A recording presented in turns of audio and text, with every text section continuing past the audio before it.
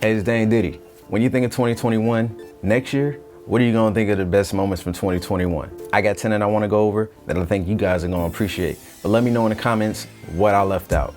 Number 10, I'm starting out with that Bone Thugs and 3-6 Mafia versus battle. This has been a long time coming. They had teased this battle in 2020 and it never came to fruition.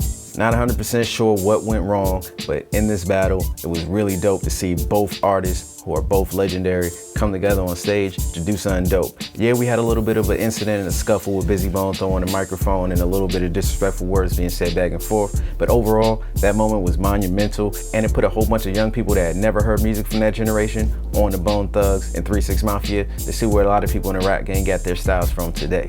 At number 9, we got Charlamagne the God's TV show, The God's Honest Truth. This show has got to be one of the dopest things for the culture. This dude is talking about mental health. He's having people on this show like Kamala Harris and putting her on the spot. We had episodes with Dr. Claude Anderson, sexologist Shan Brudrum, Michael Eric Dyson, The Locks, a whole bunch of cast and characters with some of the realest conversations that you're gonna hear out here. And I think it's dope for older and younger generations to have a show where people are taking these conversations and talking about them from our aspect of the culture. At number 8, I got Drake and Kanye both dropping albums, Certified Lover Boy and Donda, within months of each other, and them doing a benefit concert for Larry Hoover. This was one of the most anticipated things of the year. Drake dropping the Certified Lover Boy album and Kanye dropping the Donda album. Neither one disappointed when they actually came out, and there was a whole bunch of people choosing which side they was on the fence, but both albums were definitely dope and moments in hip hop this year. We had a little scuffle with this one as well, with a couple of things being said back and forth, leaked text messages, songs, all of that nonsense, but the result was really good music, and that benefit concert is something super legendary. Number 7, I got Anderson .Paak and Bruno Mars doing an album together and forming the group Silk Sonic. If y'all listen to these two dudes, y'all should have known as soon as this was announced, something special was coming. Anderson .Paak is one of the most amazing instrumentalists that we have out here, an incredible artist. If you don't believe me, go listen to his Malibu album. This dude is the truth. And Bruno Mars has been putting a crazy discography together of his own. So when them two dudes came together, it sounds like the studio sessions was just them having a ball. No hard work whatsoever. But the music that came out of it is incredible, with some of the most iconic moments and music videos that we've seen in a pretty long time. At number 6, I got Will Smith's book, Will. For the majority of Will Smith's career, all we've known about him is pretty much what we've seen him on TV, the fact that he's dating Jaden Pickett, all of the movies, blockbusters that he's put together out here, but we never really got intimate details about Will Smith's life. Well, he changed that with this book, pretty much telling you everything that you could possibly want to know about him. This is hands down the best book that I've read all year long, and it gives you a lot of insight into the way he thinks, and it makes you reconsider the way you think about some things as well. So if you got 16 hours, go download the audio version of the book and listen to it, or if you got some time to sit down under a night light, go ahead and do it that way. But this is a must-read book. At number 5, we got Tyler the Creator, Call Me If You Get Lost album. Tyler the Creator has been one of the most controversial rappers since he's made his debut, but as time has went on, the dude has gotten more comfortable in his own skin and opened himself up lyrically and musically to different sounds and different genres of music. On this album, we see Tyler stretch out his legs and be the most creative that he's been in his whole entire career, resulting in one of the best albums that he's put out in his career and one of the best albums of 2021 for sure. Number 4, we got The Harder They Fall movie on Netflix. Now, all of us have seen a Western or two, probably Django. That's probably the only one most of us have saw. Some of us have seen some other ones, but this one right here, this is the one to see. This is the best Western that I've ever seen. Starring actors like Regina King, Idris Elba, Lakeith Stanfield, Zazie Beetz, Jonathan Majors, and a whole cast of characters. This is one of the most amazing movies that you will see in the year of 2021 and possibly your whole life. This joint is super dope. The cinematography on this is ridiculous. The soundtrack is absolutely amazing. Kind of mixing this reggae sound in with a Western sound is something that you've never heard before or seen before in cinema. This right here is a moment. Number 3, we got The Locks and the Dipset versus battle. Man, this right here was ridiculous. I know some of y'all are like, how is this not number 1? Let me explain when I get to number 1. This right here was so amazing.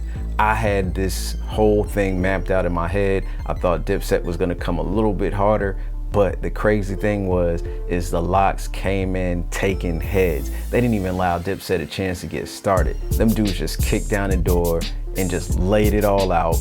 just shitted on the fact that they wasn't, rapping over instrumentals and they was just rapping off their joints. And every single time Dipset tried to do something to recover, Jadakiss and the Lox were there to point out what they was doing. Whether it was they was trying to hold off Cam's records until later on the show, he was supposed to be sitting on the couch longer. This was an incredible showcase of how to do a versus, and the fact that this resulted in them going and crushing Kanye's album and getting calls from everybody to do all of these projects. This was super dope. Go and watch this. If you have not seen it, you are missing out. At number 2, we got the rise of Earn Your Leisure, Ian Dunlap, and a Wall Street Trapper.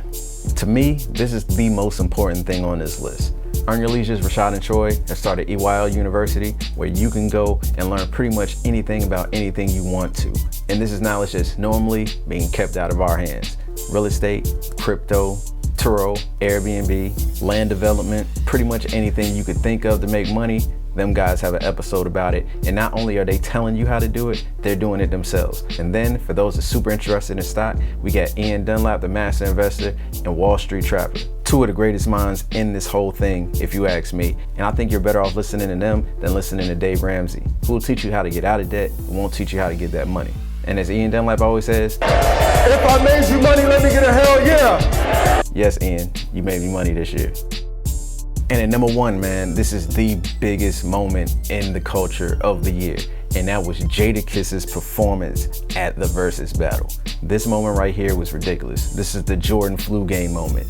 This is the Jay-Z Black album, Fade to Black concert. This is Venus and Serena winning their first national cups. This is Jordan winning his 6th ring. This is Shaq and Kobe winning their first ring. This was one of the most ridiculous moments in the history of hip hop right here. Jadakiss on that stage, crushing the whole Dipset on his own practically. No disrespect to Styles and Sheek. I love all of them brothers. Those are 3 of the dopest rappers ever. But Jadakiss single-handedly was destroying everything, and he's 2-0 in versus battles, which is unprecedented at the time of this recording. This man had everybody going crazy over a freestyle that was on a mixtape back in the early 2000s.